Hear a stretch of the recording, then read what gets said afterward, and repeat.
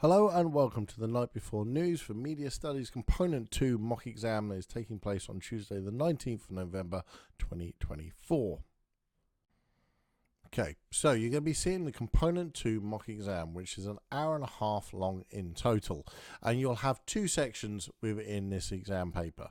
Section A, which focuses on crime TV and will also feature the viewing time for the unseen extract, and then Section B, that's going to focus on music videos, and in particular Taylor Swift The Man and Stormzy's Superheroes.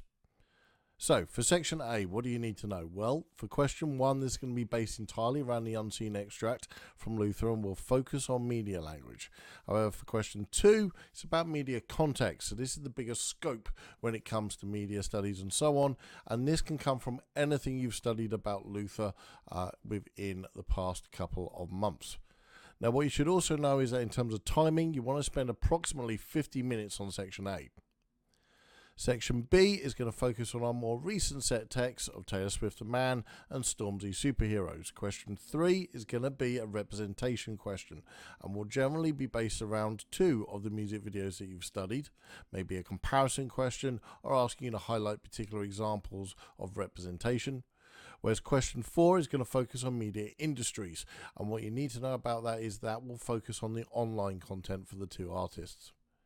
You should be looking to spend approximately 40 minutes on Section B. Now, if you're a student that gets extra time, my advice would be stick to these original timings that I've suggested and then use any extra time you've got to go back over your questions and add any additional detail. Now, as I've already mentioned then, we've got an unseen extract for this paper, so let's talk about how that works and make sure it's nice and clear before you walk into the exam. So the process for question 1 is as follows. You'll get 2 minutes to read the 2 parts of question 1, parts A and B. This is going to be helpful to you so you know what you need to take notes on when you're viewing the extract. So take those 2 minutes and carefully read over the questions, and then in terms of your note-taking paper, potentially just quickly jot down the key areas that you want to focus on. Once those 2 minutes have taken place, viewing 1 begins. You'll watch the extract and make notes. You might find it useful here not to worry about taking notes during viewing 1 and instead just focus on watching the extract.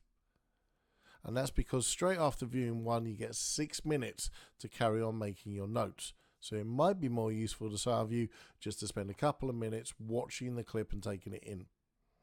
After that 6 minutes, viewing 2 begins, and this time round you'll get 1 more viewing of the extract and you should continue making your notes, filling in any gaps that you might have. After viewing the extract, you want to begin work on questions 1A and B as soon as possible using your notes. Now, the key point to success within any media exam is going to be how you give examples. The reality is that all 4 questions are going to need specific examples in order to access the higher grade boundaries. So when answering your questions, remember to use the Peel approach to structuring your responses. That is to make your point and give a point which is relevant to the question, so make sure you've read that question. Next up, give an example, a specific example from the relevant text using your media language terminology. So don't just describe what happens, but maybe use it as an opportunity, for example, to say that particular camera angle is being used in order to highlight a particular aspect of the videos that you've been studying. Next, explain how the evidence or examples support your original point that's been made. And then finally, link. And this is your opportunity to maybe bring a theory in if you're confident enough to do that, or do one final link back to the main point. Now, depending on how many times you need to repeat this process will depend on the question.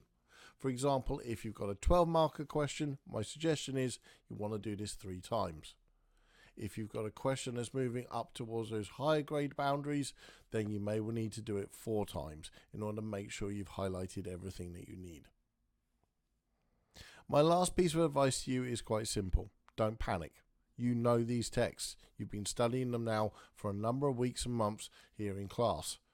You know your way through Luther, and you certainly know the 2 music videos. So be confident in what you're saying. Read the questions carefully and make sure you understand exactly what it is they're asking you to focus on. And remember, if you get a question that asks you to focus on a particular theory, make sure you refer to that theory. That's it, is my advice and guidance for your Component 2 mock exam. Good luck, and I hope everything goes well.